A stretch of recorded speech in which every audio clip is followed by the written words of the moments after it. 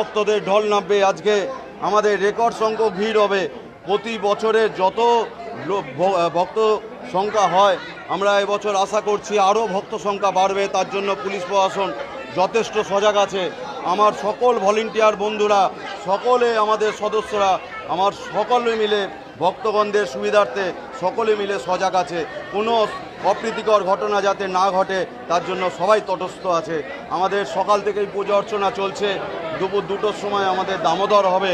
প্রথম উঠবে নারায়ণশিলা, কারণ উনিই তো নারায়ণ, সত্যযুগে নারায়ণ, ত্রেতায় রামচন্দ্র, দাপরে কৃষ্ণ, আর কলিতে উনি যেহেতু জগন্নাথ, উনি যুগে যুগে অবতীর্ণ হয়ে আছেন।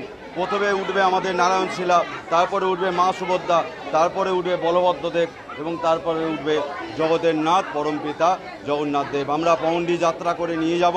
ওখানে রাজ সিংহাসনে রথের ওপর ওখানে অধিষ্ঠান করাবো। ওখানে পুষ্পমাল্যে ভূষিত করব, স্বর্ণালঙ্কারে ভূষিত করব। ওখানে কানপাশা হাত পরিয়ে দেবো, মাথায় সোনার মুকুট পরিয়ে দেবো।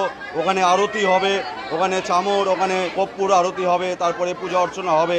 তারপরে আমাদের এখনো তো দর্শন হয়নি, লাইনে রয়েছে। কতক্ষণ ধরে দাঁড়িয়ে আছেন? অনেকক্ষণ ধরে দাঁড়িয়ে রয়েছে। আপনারা কি এখানেই থাকেন? এটা আমার মামার বাড়ি, আমি দেখতে এসেছি। আচ্ছা, আপনি কি প্রতিবার আসেন? মাঝে মধ্যে আসা হয়। এবছর কেমন লাগছে?